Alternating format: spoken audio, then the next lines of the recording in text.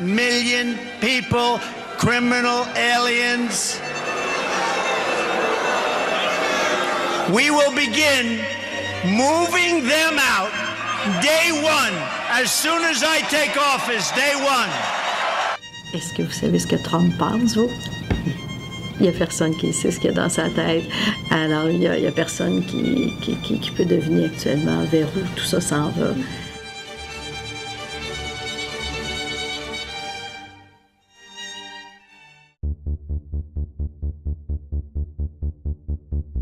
Au Québec, nous accueillons 50 000 immigrants par année et près du tiers d'entre eux sont des réfugiés.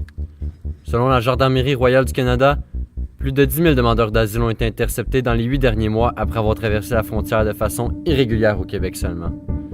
Ces demandeurs d'asile sont majoritairement des Haïtiens provenant des États-Unis. Ces derniers ont été accueillis aux États-Unis suite au tremblement de terre de 2010 et sont aujourd'hui menacés d'expulsion de leur terre d'accueil.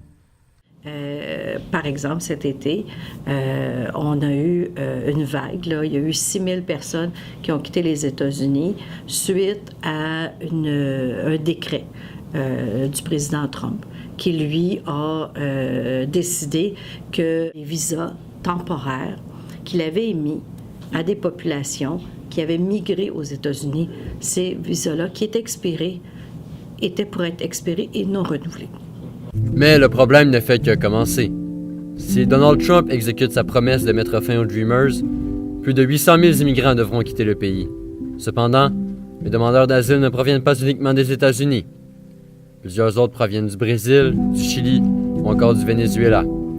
Au Brésil, 40 000 Haïtiens ont été relocalisés de force par le gouvernement brésilien dans des régions rurales sans emploi.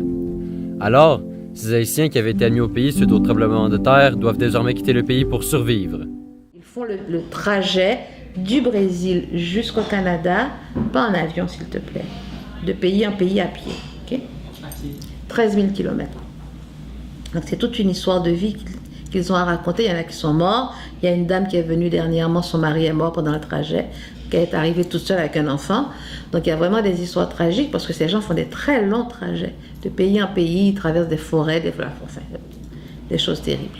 Des cours d'eau, bon, il y a même un bout de trajet qu'ils font enfermé dans un container entre le Costa Rica et le Panama. Enfin, c'est des histoires abominables. Leur principal problème dans la traversée survient à la douane américano-mexicaine. En entrant aux États-Unis, ces demandeurs d'asile sont immédiatement mis en prison, puis relâchés avec des bracelets à la cheville. Un bel accueil de la part de nos voisins qui ne fait qu'accentuer leur désir de se rendre au Canada. Une fois arrivés au Québec, ils sont envoyés dans des centres d'hébergement comme le Stade olympique cet été. Par la suite, ces demandeurs d'asile doivent écrire une lettre au gouvernement canadien expliquant pourquoi ils demandent asile. Parmi ces lettres, plusieurs demandeurs évoquent le fait de se sentir en danger face à des bandes armées qui les menacent à l'intérieur de leur pays.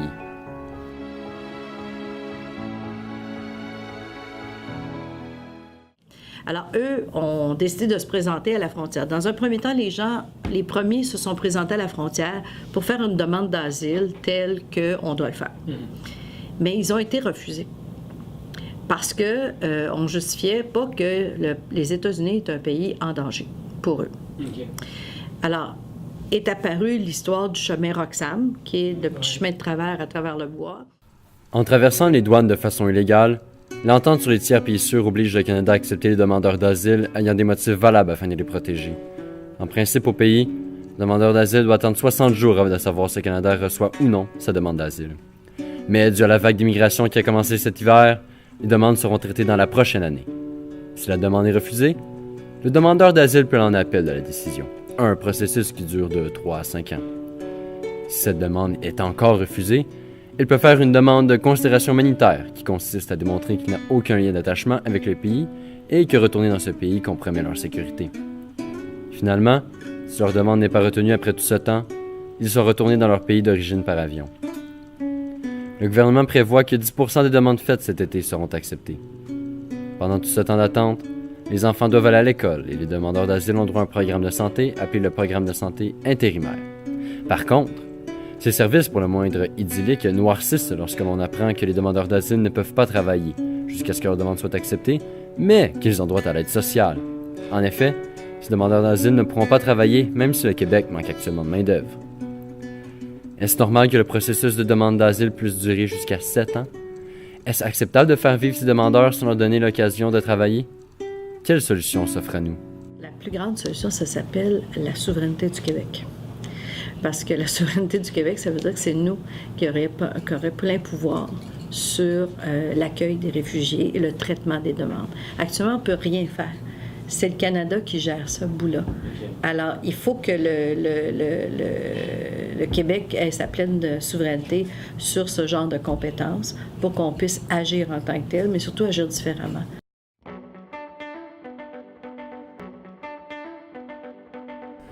Heureusement pour eux, plusieurs organisations non gouvernementales sont présentes pour les aider dans leur demande d'asile. Parmi eux, la Maison d'Haïti est l'un des principaux acteurs aidant les réfugiés. L'organisme fournit des avocats travaillant avec les réfugiés pour les accompagner dans le long processus de demande d'asile.